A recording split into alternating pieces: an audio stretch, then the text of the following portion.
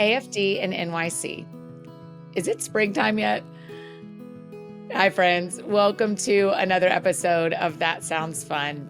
I'm your host, Annie F. Downs, and I'm so happy to be here with you today.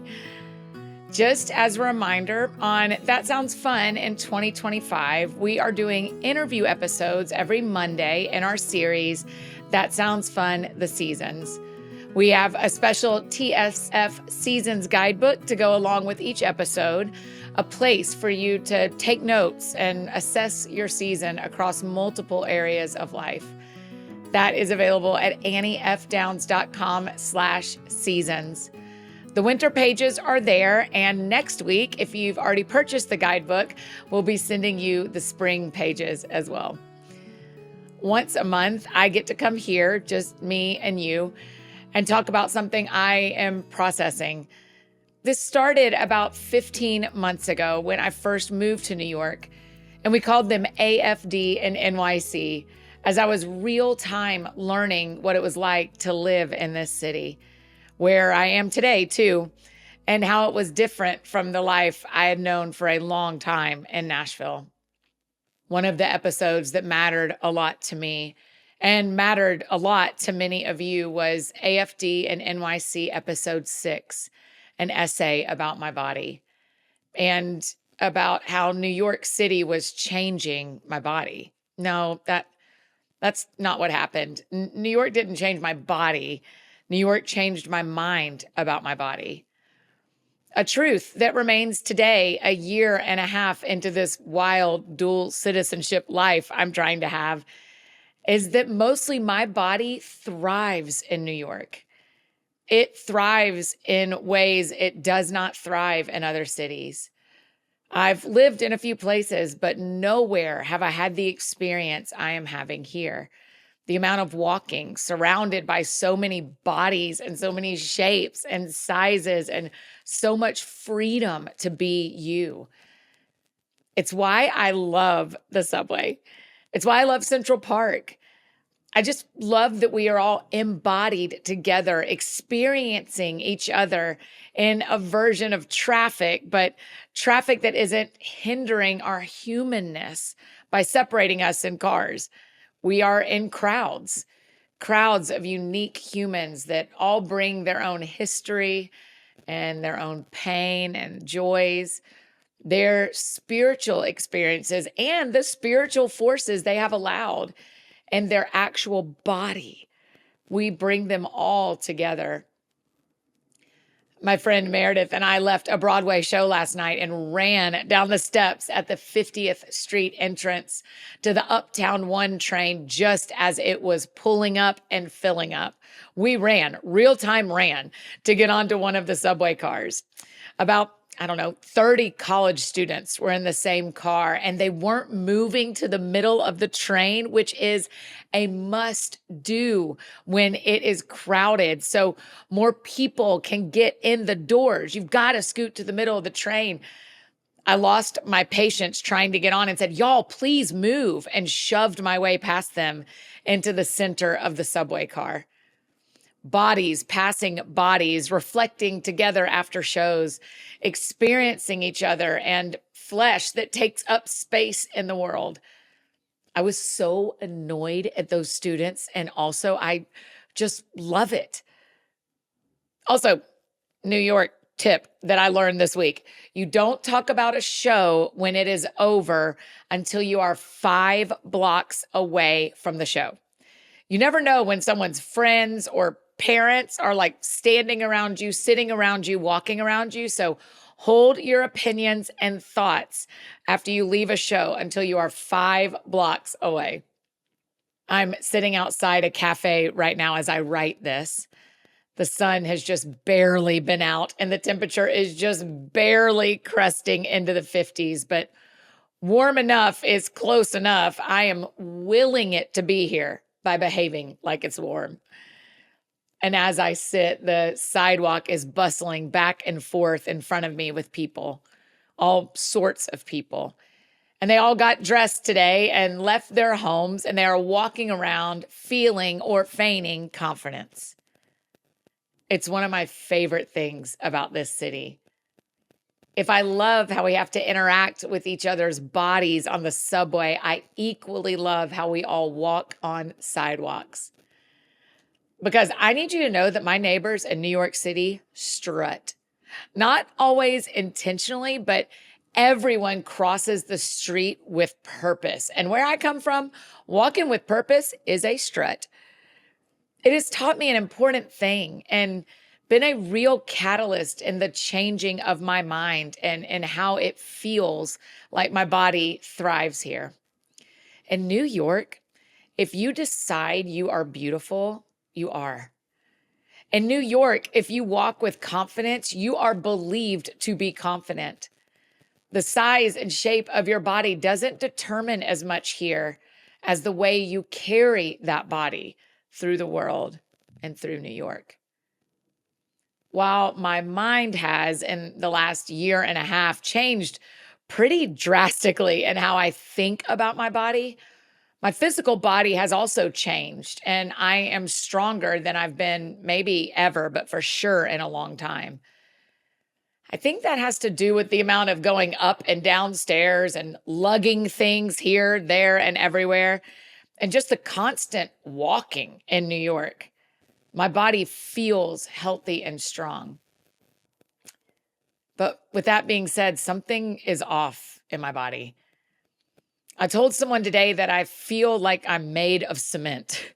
Here at the end of winter, my body feels like it is full of cement. A phrase my mama uses is stove up. My body just feels like stove up. I Googled it to get you like a proper definition, and AI tells me stove up is an adjective that means to be physically uncomfortable due to injury, illness, exercise, or overwork. It can also mean battered, worn out, or kicked or stepped on. That feels dramatic. I do not feel that. I just feel like my body is stuck, like everything is stuck, full of cement. I'm not moving as much as I usually do, and my body knows it. It has been so cold in New York City that I haven't exercised outside at all. And that is my favorite form of exercise, especially here. Walking or jogging outside makes me so happy. I also love lifting weights, but I don't have any in my New York City apartment. I have bands to use with my faster way workouts, but not heavy weights. And I'm not choosing to use some of my budget for a gym membership, though I have seriously considered it. Because here in New York, so many people make friends and build relationships at their gym. So socially, it feels important. Is this weird to talk about? I don't know. I just know that the last month in New York has felt different. It's felt like my body got filled with cement or porridge or something, and it feels, well, stove up. Is it springtime yet? My friend and I were talking about how our workout routines are different based on the seasons.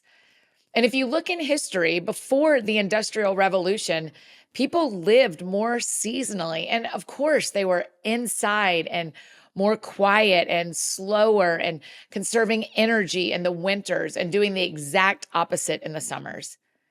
I am ready for that. My body feels so ready for that. Is it springtime yet? But didn't I just tell you minutes ago about how much I love the embodied nature of this city and how it has so drastically changed my mind and my body, how I'm thriving more than I ever have in my body in New York City. But also I'm feeling stuck and weird and off, which has made my mind also behave in old thinking patterns and old ways. Am I not past this yet in my own personal growth and development? I'm halfway through my 40s and still thinking about my body and how it makes me feel and how other people see it and what they think. Is that season not over yet? Is it springtime yet? This has all been stressful for me because I actually really crave healthy rhythms. I'm sure you do too. My body feels less, I don't know, cementy when I have proper rhythms. It took me a long time, a lot of counseling appointments, a lot of trial and error to find what healthy rhythms are for me and my body, and to pursue the rhythms over pursuing the outcome in my body from having healthy rhythms. And I'm learning in real time that how I feel about my body actually affects how I feel about where I'm living. But also, I think the season is part of the problem here. Like I said, is it springtime yet? I always grieve a little bit when it's time for me to leave New York, which I will do today when you are hearing this, and head back to Nashville. But this time it feels a little different, honestly, because I know how much warmer it's going to be in Nashville. Going back to Nashville, I know I will immediately be able to be outside, and I will have my little workout equipment in my house that I need, and my happiest, healthiest rhythms will be back. It feels like it will be a sigh of relief to get my body unstuck from whatever this is. But I never feel this way about New York. So that's weird for me. Is this just seasonal? Is this like seasonal sadness? Is this just part of the end of winter getting to me? My doctor says this isn't perimenopause, but is it? And this isn't how I usually feel. Here in New York, these last 2 weeks have just been so brutally cold for me, a Southerner trying to live an NYC life. In fact, mid-February, I was saying to my counselor how hard this place feels for me. And she said, "We don't make decisions about New York in February. No one does." I understand why. Now that it is March and there are sunshiny days and I've made a few laps around my favorite part of Central Park, it is starting to feel totally different. And it will only get warmer and brighter and the days get longer. Is it springtime yet? I'm ready to feel normal in my body again. And classic me, I think if I get on a plane today and go somewhere else, that will happen. Your girl is an Enneagram 7 all day, every day. And I'm really sad to leave New York, as I always am. I'm sad to lose the constant crowds, the subway rides, and the walking everywhere. I'm sad to lose the freedom I feel in New York to just let my body be my partner in this life and take me everywhere I want to go, a privilege I do not take lightly, as I know not all bodies can do what I am able to do today. After 3 surgeries in the last 3 years, 2 of them on my knees and both requiring much recovery, I'm more grateful than ever and more committed than ever to a healthy body as much as I can control. I recognize how lucky I am to walk around. Will changing locations bring spring for my body? Will I untangle this mess in my mind just by starting to run again next week? Is my body changing seasons in a more profound way that I need to pay attention to? Or has this just been a weird winter? I'm bringing these questions to you because I'm bringing them to me. But I bet in your own way, in your own spiritual, emotional, mental, professional, relational, or physical lives, you're wondering some similar things. Is it springtime yet? Could the seasons please change so that I can see if this thing will change too? I'm bringing it to God too, asking him what is going on. In the season of Lent, I'm wondering what he is wanting me to pay attention to and see clearly what I couldn't see in another season.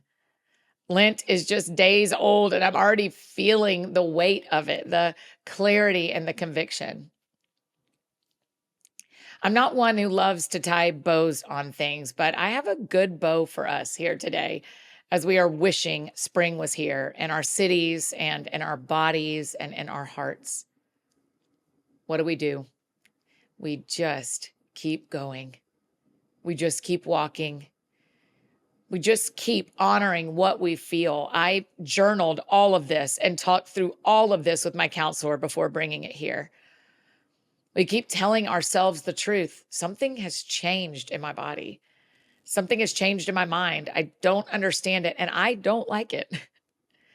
And we grab onto our healthy rhythms as best we can to keep some things the same as they were in other seasons. And we trust the process. This is all a process.